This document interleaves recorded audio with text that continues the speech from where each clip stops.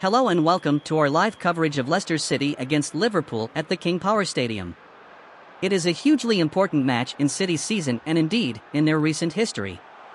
Defeat would mean relegation becomes even more likely, with survival hopes then hanging by a thread, but a win would lift them out of the bottom three with 2 games remaining. A win would also ensure that, at the very least, City are in the fight going into the final game of the season. They have Newcastle away and West Ham at home to follow. Victory is a tough task, though, given Liverpool are on the charge right now, winning their last 6 in a row as they mount a late push for a Champions League spot. But they don't have the best record away from home this term, taking only 11 points from their last available 30 on the road. We are live at the King Power Stadium to bring you action, analysis, and reaction.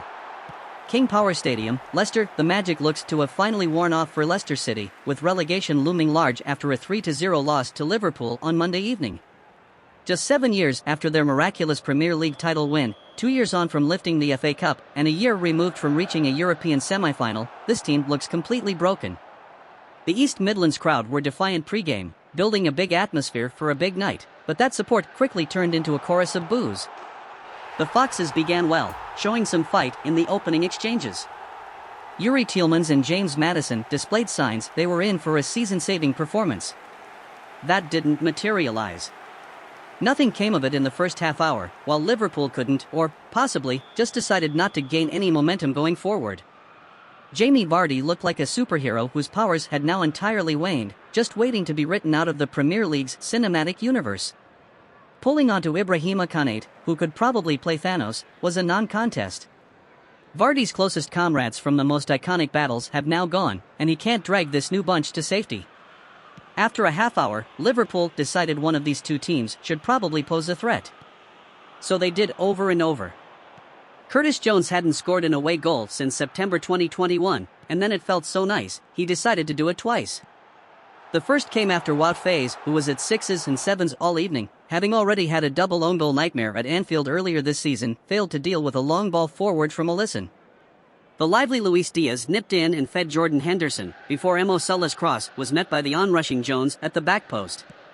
A surprisingly lengthy VAR call followed, perhaps one for the viewers at home, as in a Premier League first, communication between the on-field official and his video assistant was being made public.